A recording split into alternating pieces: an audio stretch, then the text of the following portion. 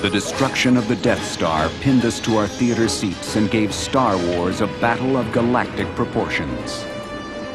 The explosive incineration of this gas tanker thrilled us with its magnitude, so devastating that only a Terminator could survive. These giant explosions remain forever vivid in our minds. But in the world of movie magic, they are actually baby blasts, created by the masters of miniature pyrotechnics. Today, we'll meet two of the best and learn the secrets of their intricate and dangerous craft. And we'll witness the creation of a spectacular helicopter crash for Cliffhanger that has Sylvester Stallone hanging on for dear life. So take a journey to the edge of creative destruction, to the world of miniature pyrotechnics, where the smallest blast will blow you away on Movie Magic.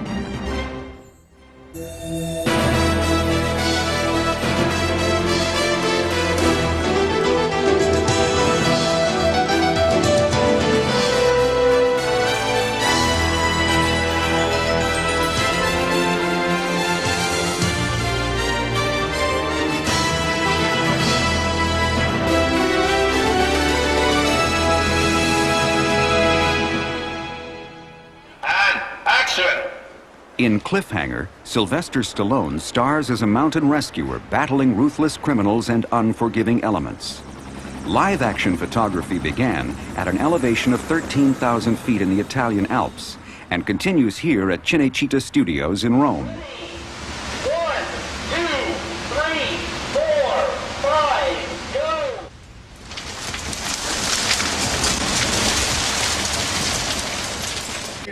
At the helm is the director of Die Hard 2, Rennie Harlan.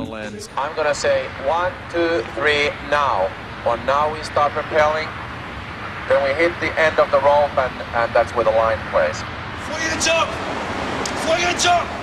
The way I work is when I have a screenplay, I draw storyboards, usually thousands of illustrations of different shots and different scenes.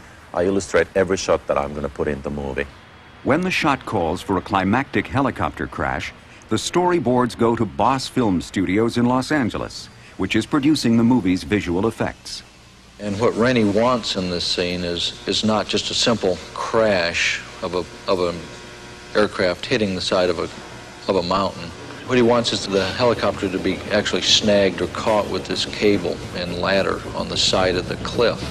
During this action, Stallone falls to the helicopter and he proceeds having a very big fight with John Lithgow. During the fight, the whole ladder starts breaking loose, so the whole fight takes place on a 3,000-foot cliff on the belly of a helicopter that's slowly jerking down the side of the cliff. And eventually, it does finish its fall. With credits that include Batman Returns, Alien 3, Ghostbusters, and 2010, Boss Film Studios has created hundreds of innovative visual effects since it was founded in 1983 by Richard Edlund. For Cliffhanger, a 60-foot miniature cliff face is built in sections in the Boss shop and then assembled outdoors for filming. This construction of wood, chicken wire, and urethane foam duplicates the actual mountain in the Alps where the live-action filming took place. The reason we have to use miniatures at all is because it's a very, very dangerous stunt. The helicopter has to slam into the side of the cliff face. Most cliff faces are in national parks, even in the United States. Italy is the same thing, so they won't permit that type of activity, even if it was safe enough to do. His position and size will be lined up. With any miniature shot, the challenge is to match the live action so the two intercut seamlessly. Another large part of the whole shoot is the pyrotechnics that are going to be involved with this miniature. Not just for the sake of an explosion, but to cause destruction within the model to replicate impact. For this, Boss calls on the specialized expertise of Thane Morris, a 30-year Hollywood veteran and master of miniature pyro. 1, 2, 3. At this pyrotechnics seminar for fire safety officers at George Lucas's Skywalker Ranch, Thane demonstrates the dangers of his craft. With special effects pyrotechnics, you're allowed one mistake. That's the one you made when you got into the business. After that, all bets are off. One of the most widely used pyro materials is primacord, a wire-like explosive that burns at 22,000 feet per second. Primacord is used for breaking apart things that you can't normally break apart. Thane has a degree in chemistry and holds a first-class pyrotechnics license from the California State Fire Marshal's Office. He is also president of MP Associates, one of the premier manufacturers of pyrotechnic products for the entertainment industry. While Thane has created many full-scale explosions, his smallest blasts, such as this work on Die Hard, have drawn the biggest acclaim. Anybody can go out and blow up a car fairly well. With miniatures, you have to use timing, many small explosions, and therefore it becomes more technically difficult. The helicopter crash in Cliffhanger will put Thane's knowledge and experience to the test. In the Boss model shop, Pat McClung and his crew are putting finishing touches on 4 1/6 scale models of the Huey Air Rescue helicopter. These are exact replicas of the chopper used in the live-action shots in Italy. One of the models is readied for a camera test to determine the optimum film speed. We don't know what it's going to do yet, but it has to end up coming off the cliff face, and it's been snagged by the cable.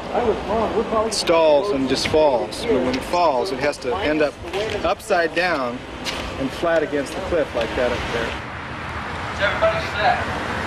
Okay, go ahead and start it off.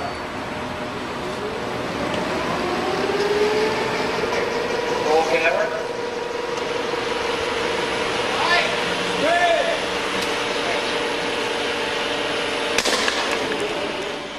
The goal is to make the scale model look full-size, creating the illusion of greater mass and density. This is accomplished by over-cranking, running the camera faster than the normal film speed of 24 frames per second. Compare the look of the model's fall at normal speed with these shots filmed at between 140 and 160 frames per second. Usually there's a formula to determine it, and it's roughly whatever scale the model is. If it's 1/10 scale, you roughly want to be 10 times camera speed. But that doesn't really get you to where you want to be. And what really nails the camera speed is testing. This camera test will be sent to Rennie Harlan for approval as Thane and crew prepare for the shooting days ahead. It was in the serials of the 30s and 40s that miniature pyro took center stage. Howard and Theodore Lydecker headed the special effects department at Republic Pictures and set a new standard for miniature explosions, fires, and crashes. Look out!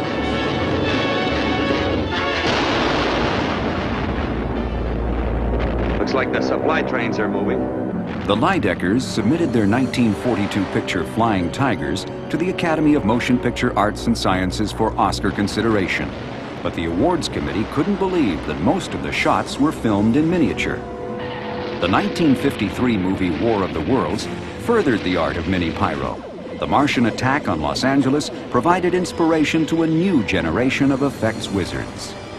Back at those Saturday afternoon matinees, one of the films that I did see was War of the Worlds. There were certain scenes like City Hall that blew up, and I thought for sure they actually went down there and blew it up, and then they rebuilt it. That influence was the greatest probably of my entire career. Eventually, the day came when I lived out my childhood fantasy of creating my own take of the War of the Worlds. This was when I did all the miniature pyrotechnics for a future war sequence in Terminator 2, Jim Cameron's film. Today, Joe Viscoso is a master of miniature pyro, with credits on several blockbusters. But his start came on a low-budget feature called Flash Gordon. They needed somebody to blow up the castle for the ending of the film. I said I had to get charges small enough to make it look big. And one of the things that caught my mind were these little plastic containers that you find in the gumball machines. They have the prizes inside. It was a perfect size for that kind of model.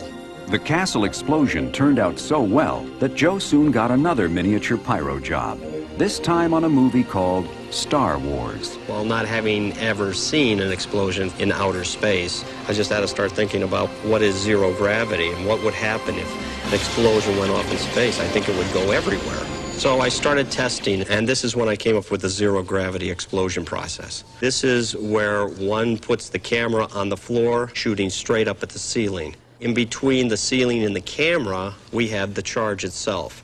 When that charge goes off, it will be coming down and raining evenly over the camera, so it'll look like you're going through the explosion.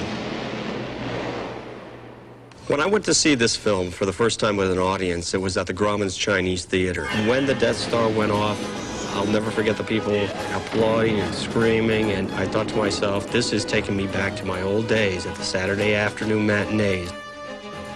During the production of The Empire Strikes Back, Joe worked with pyro expert Thane Morris. Together and apart, these two specialists have developed miniature pyrotechnics into a fine art. Thane's current challenge is the multi-step helicopter crash for Cliffhanger. In looking at the cut that they just showed us, this whole thing shattering, we have this jagged, we're taking out it's in about half of here. it into a big chunk like this. Hopefully, by tying this in with wire, that's what you'll get. Thane has rigged the model with 8 inches of fine-grained primacord to cut the tail off, a smoke bomb to indicate the engine has caught fire, and a series of mortars, small charges placed in metal tubes, to blow out the front windows. A timing device in the model starts the sequence by igniting the smoke bomb. 3 seconds later, a device known as a pelican hook releases the helicopter into its fall toward the cliff, at the same time activating an impact-sensitive switch. When the chopper hits the cliff, the switch triggers the primacord and mortars. We trip, we're fired. We're trying to get 2 shots at once, and we have a straight down view, the chopper coming in, hitting the wall, and at the same time we're around to the front, seeing the wall and the helicopter slamming into it. Both of them are high speed, they're around 150 frames a second. By knowing the frame rate that Neil shoots at, then I time the explosions so that they bang, bang, bang off, so that it looks like a continuous explosion. Thane has set off literally thousands of miniature explosions, but it's never routine.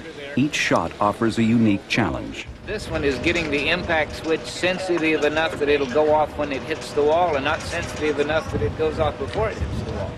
Neil is anxious to get started.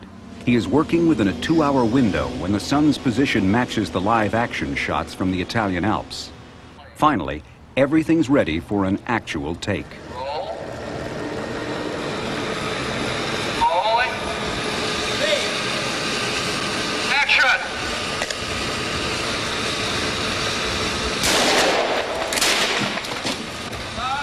The model exploded before hitting the cliff, so this take is no good. Blew up on release? Yeah. So we got one of those. Yeah. Do we want to do one thing on this time is have you go over the double check? Make it a little less sensitive, we got to get it up right away. With less than an hour before the sunlight is gone, Thane must quickly rig another model for a second take. When a director or producer asks me how many takes it's going to take to get a shot, the answer is always a minimum of 3. 1 to get rid of the mistakes, 1 for the camera, and 1 just for insurance. Go ahead and start it. And roll. Action.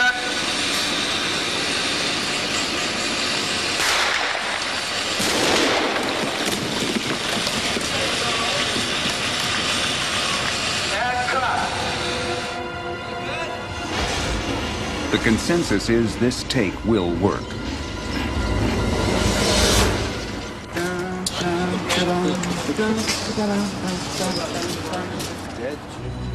The effects crew needs 1 more shot, but since the sun has moved off the set, they must postpone this most important explosion until tomorrow. Many of Hollywood's most unforgettable blasts have been created by miniature pyrotechnics.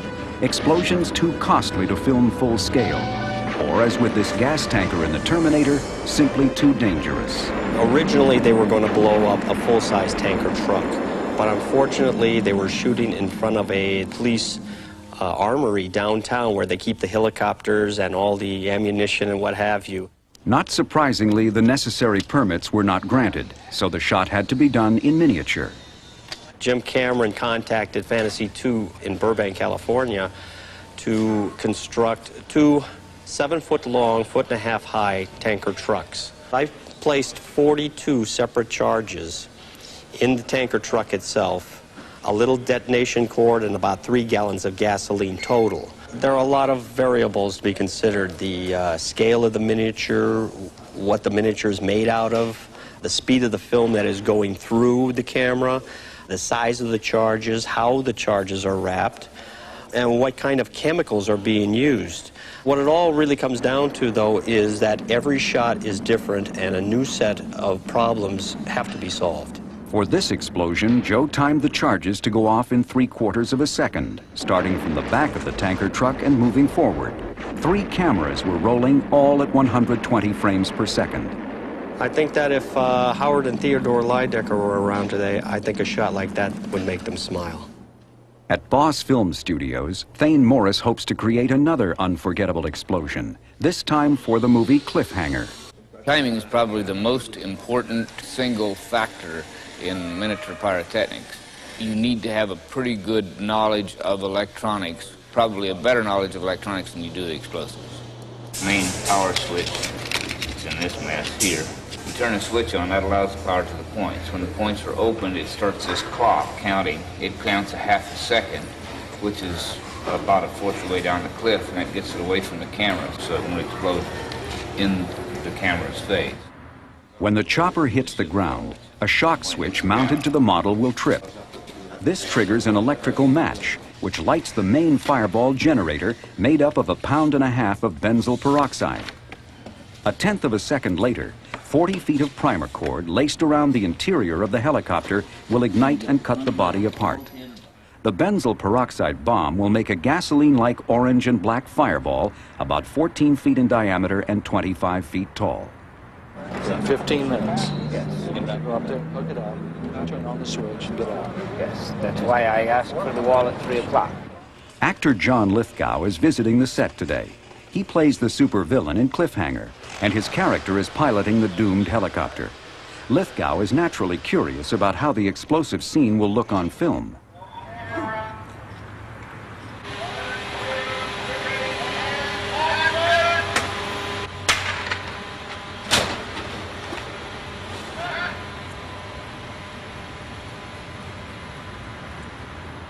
The bomb did not detonate. Thane must carefully remove it and prepare for another take. The reason miniature pyrotechnics is more difficult than live action is you have so many small variables. You have a whole bunch of devices in the little helicopter that have to work exactly correctly. One step in this chain goes bad, and you've got to retake. Wait to give us a helicopter sign when we're going. John will count 1, 2, 3, action. And Jeff is going to let it go.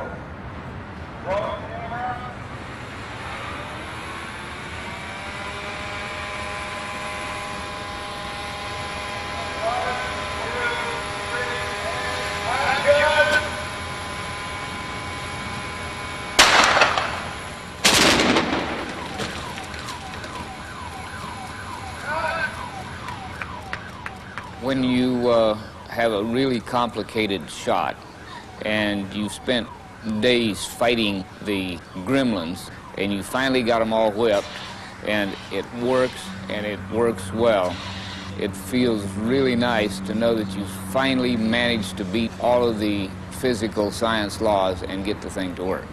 John Lithgow in one of his more difficult rows. This was a stretch for him, but he pulled it off.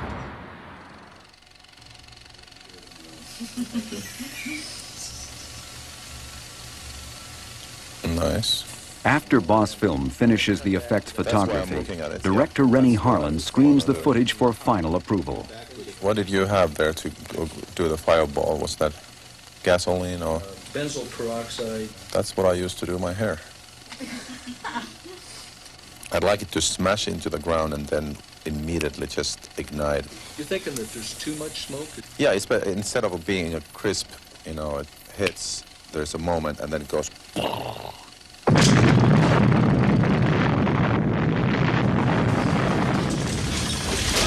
In any film, the whole is greater than the sum of the parts. And what has to be accomplished is the whole climactic ending to the film. It's combining many elements shot over months in many locations. It's insert photography that was done on the stage in Rome. It's second unit pieces done on the cliff face in the Italian Alps. It's our miniature.